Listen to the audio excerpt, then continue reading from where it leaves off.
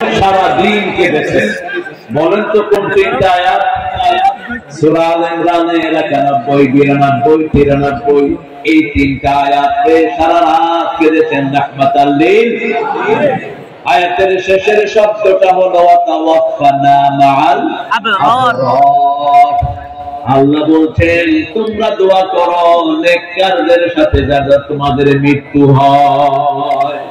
নেককার হতে চান তো?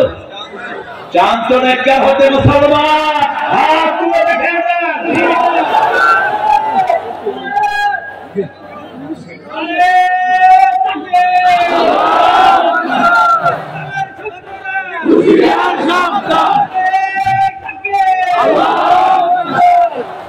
আল্লাহ সবাইকে কবুল করো।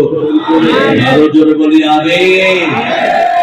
একটা দরুদ পড়লাম, ওটা শুধু রাসূল সাল্লাল্লাহু আলাইহি ওয়াসাল্লাম চক্ষু লাল হয়ে গেল আর বললেন লাউ কানাত ফি হাযিহি আল-মাকানাতি বিনতু ফাতিমাতি মুহাম্মদ সাল্লাল্লাহু আলাইহি ওয়াসাল্লাম।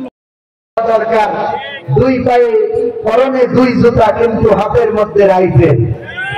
যুদ্ধ করতে করতে জীবন দিতে দিতে আর আফগানের জমিনে আল্লাহর দ্বীন কায়েম হয়েছে। ঠিক তদ্রূপভাবে বাংলাদেশের আলেম সমাজসেবী সমস্ত চাকরির গোলামি বাদ দিয়ে দ্বীন কায়েমের চেষ্টা করে বাংলার জমিনে আল্লাহর কোরআনে